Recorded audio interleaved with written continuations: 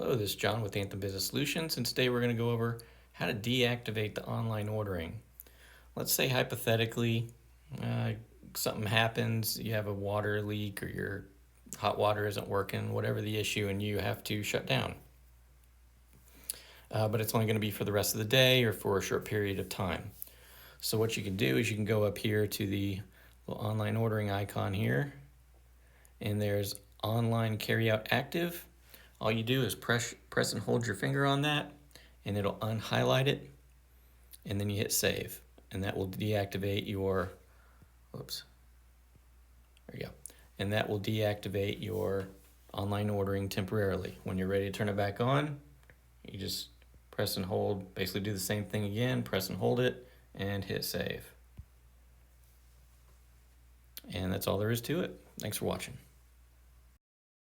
Want to stay up to date on the latest tips and tricks? Don't forget to click the subscribe button and hit the bell icon.